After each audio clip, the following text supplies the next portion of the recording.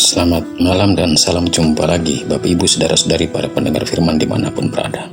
Semoga saya menjumpai Bapak Ibu Saudara-saudari pendengar firman dimanapun berada dalam keadaan sehat. Dan malam ini kita akan mendengar dan merenungkan sabda suci dari Injil Matius bab 7 ayat 1 sampai 5. Sebelum kita mendengar dan merenungkannya, mari kita mengawalinya dengan berdoa.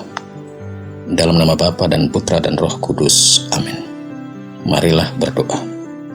Allah Bapa di surga, kami bersyukur dan berterima kasih atas rahmat dan berkat yang telah Engkau anugerahkan dan sudah kami terima sepanjang hari ini lewat karya dan pekerjaan-pekerjaan yang telah kami jalani.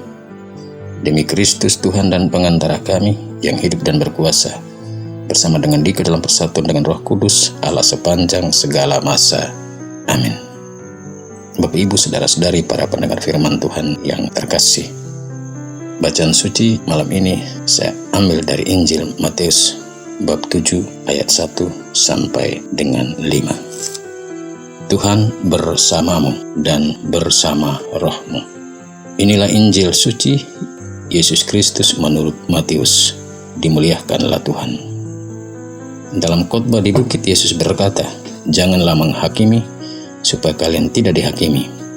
Karena dengan penghakiman yang telah kalian pakai untuk menghakimi, kalian sendiri akan dihakimi.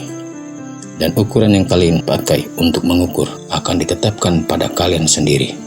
Mengapakah engkau melihat selumbar di mata saudaramu, sedangkan balok dalam matamu sendiri tidak engkau ketahui? Bagaimanakah engkau dapat berkata kepada saudaramu, biarlah aku mengeluarkan selumbar itu dari matamu, padahal di dalam matamu sendiri ada balok? Hai orang munafik, keluarkanlah dahulu balok dari matamu sendiri, maka engkau akan melihat dengan jelas untuk mengeluarkan selumbar dari mata saudaramu." Demikianlah sabda Tuhan. Terpujilah Kristus.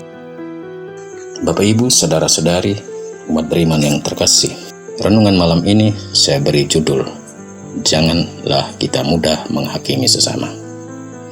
Bapak Ibu Saudara-saudari umat beriman yang terkasih, bila kita sungguh-sungguh mengikuti berita yang lagi panas dan viral saat ini, adalah berita tentang penghakiman atas Pondok Pesantren Al-Zaitun Panji Gumilang, di mana pondok pesantren ini dianggap sebagai pompes sesat dan menyesatkan. Penghakiman itu dilakukan oleh orang-orang yang merasa diri sudah benar, hebat, dan paling benar dalam hidup beragamanya, atau yang sedang merasa terganggu dengan ajaran-ajaran dari Ponpes Al-Zaitun Panji Gumilang. Bapak Ibu Saudara-saudari pendengar firman Tuhan dimanapun berada, sehubungan dengan soal hakim menghakimi yang lagi viral saat ini, Yesus dalam bacaan suci yang kita dengar dan renungkan malam ini mengingatkan kita akan beberapa hal dalam hubungan dengan soal penghakiman akan sesama dalam hidup bersama. Hal-hal yang diingatkan Yesus bagi kita dalam hidup bersama adalah: pertama, dalam hidup ini janganlah kita suka dan gampang menghakimi orang lain agar kita pun tidak dihakimi. Mengapa Tuhan Yesus mengingatkan hal ini? Karena dalam hidup ini sebagai manusia kita tidaklah sempurna. Sekecil apapun kesalahan pasti semua orang memiliki. Semua orang punya kesalahan, semua orang punya kekurangan dan keterbatasan sendiri. Kedua, jika kita gampang menghakimi orang lain atau mudah melihat selumbar di mata orang lain atau kesalahan kecil pada orang lain, sebenarnya kita sedang menyembunyikan atau menutup kesalahan besar atau balok yang ada di dalam mata kita. Sebagai orang Kristen, kita perlu ingat pepatah ini. Meskipun pepatah ini adalah pepatah yang lama dan mungkin juga sudah usang, di mana orang selalu mengatakan pepatah ini, sepandai-pandainya tupai melompat, sekali pelak akan jatuh juga. Sepandai-pandainya kita menyembunyikan bangkai, sekali kelak akan tercium juga. Bapak Ibu Saudara-saudari umat beriman dan terkasih, hal ketiga, mengapa Yesus mengingatkan kita para pendengar sabdanya agar jangan mudah menghakimi orang, atau jangan dengan gampang melihat ada selumbar di mata orang dan minta untuk dibersihkan, padahal ada balok dalam mata sendiri. Karena Yesus menemukan sikap suka menghakimi dan melihat, bahkan dengan mudah dan gampang melihat selumbar di mata orang, sedang dipraktikkan oleh orang-orang Farisi dan ahli-ahli Taurat, para elit agama Yahudi kala itu. Maka untuk mengkritisi cara hidup mereka, Yesus coba mengangkat perumpamaan tentang selumbar di dalam mata atau balok di dalam mata, untuk membangun kesadaran mereka agar dalam hidup bersama, orang-orang Farisi, ahli-ahli Taurat, dan kita semua menjadi sadar bahwa kita juga punya kesalahan, kita punya kelemahan dan kekurangan. Keempat, lewat perumpamaan itu Yesus pertama-tama mau mengingatkan bukan hanya para murid, bukan hanya orang-orang Farisi dan ahli Taurat, tapi orang Kristen, singkatnya kita semua murid Yesus, agar dalam hidup terlebih dahulu kita koreksi diri. Apakah saya punya kekurangan?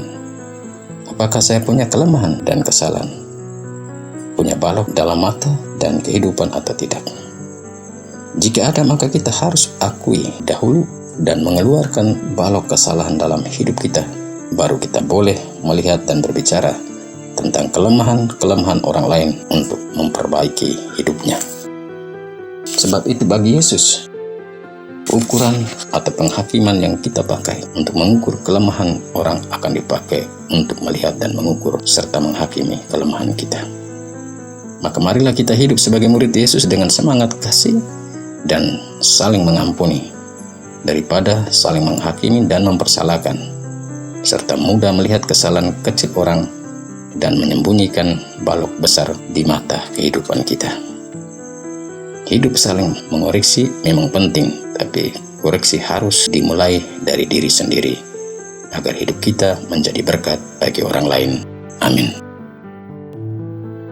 Marilah berdoa. Ya Allah, Bapa Maha Kasih, tubuh kami sudah lelah dan kami akan beristirahat. Utuslah Roh Kudus-Mu untuk menerangi hati, budi, dan pikiran kami, agar kami mampu melihat dosa dan kesalahan kami. Bila sepanjang hari kami telah menghakimi sesama kami dan gampang melihat kelemahan sesama, namun kami tidak mampu melihat kelemahan kami sendiri, kami mohon, ampunilah kami, dan semoga kami diampuni dan mau mengampun kesalahan sesama kami. Demi Kristus, Tuhan dan pengantara kami. Amin. Sebelum kita berangkat ke pembaringan, kita mohon berkat Tuhan untuk istirahat kita sepanjang malam ini. Semoga Tuhan beserta kita sekarang dan selama-lamanya. Kita sekalian, semua orang yang kita jumpai hari ini, tidur dan istirahat kita sepanjang malam ini senantiasa dinaungi, dilindungi, dibimbing, dan diberkati oleh Allah yang Maha Kuasa, Bapa, Putra, dan Roh Kudus. Amin. Selamat malam, selamat beristirahat. Tuhan memberkati.